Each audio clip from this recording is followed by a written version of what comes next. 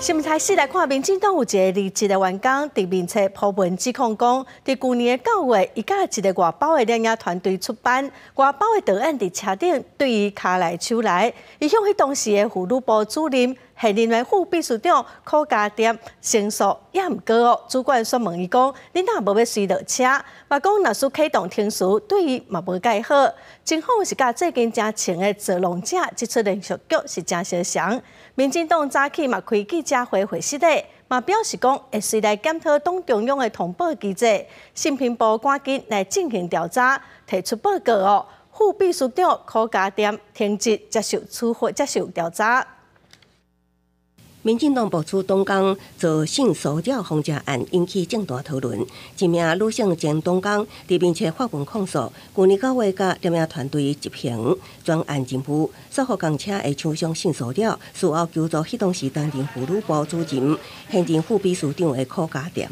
双方官问安怎无跳车，甚至来讲启动调查程序，名誉恐吓受损，互党工心身受创离开。民进党侧翼紧急召开记者会会室内讲。第一时间无保护好同情，我们没有第一时间能够有机会能够保护他。赖清德主席表示，对于任何涉及性骚扰的事件，党中央绝对采取零容忍的态度。通报机制是否有所不足，该检讨就检讨，确定跟加害人终止一切的合作。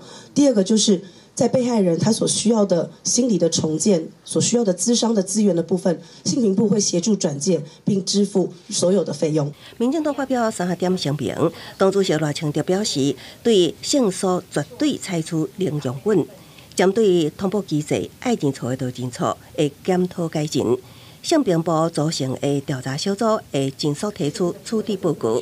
另外，当事人柯家店虽停职接受调查，国民党立委王宏碧也点名，迄当时督导妇女部的就是前副秘书长林飞环。